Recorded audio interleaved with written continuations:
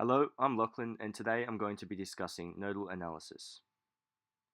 Nodal analysis, aka the node voltage method, is a process that enables one to analyze a circuit using node voltages as the circuit variables, and then calculate the potential difference between these nodes.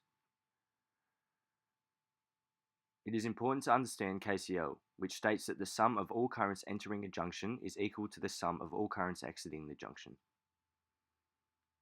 With all nodes considered, that being the reference and the non-reference nodes, there will be a total of n-1 independent nodal equations used to describe and solve the circuit. We must initially determine a number of nodes in the network and then select the reference node, labeling the remaining nodes with their respective voltage values. We then label the current directions and polarities in order to apply KCL at each node, of course excluding the reference node. The resulting equations are then solved to determine each node's potential difference. Here I have provided a simple circuit, and we will now solve parts 1, 2 and 3 of the method. So, number 1, we count the number of nodes. We've got 1 here, 2, 3, 4.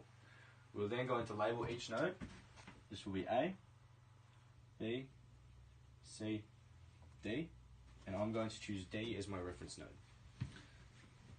node. So each of these nodes will individually have their own voltage value. So that will be VC, VB, VA, and voltage across here, VD, which we can determine is 0 through simple analysis. I've already taken the liberty of doing this, but then we will determine the current directions and label those, so we can then apply KCL. We will now complete the problem and solve parts 4 and 5.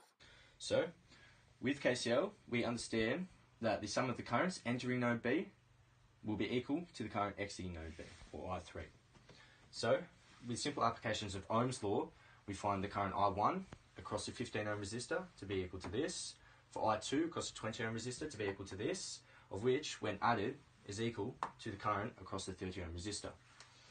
With our predefined values for VA and VC, we are then given this formula or equation.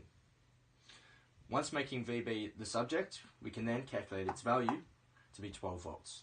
For clarity and understanding of all the values in the circuit, we can then actually calculate I3 with our now given value of VB, of which is 12 volts, divided by the resistor in that part, of which is 30 ohms. With simple Ohm's law, we find that I3 is equal to 0.3 amps. Thank you for watching. I hope this demonstration has broadened your understanding of nodal analysis.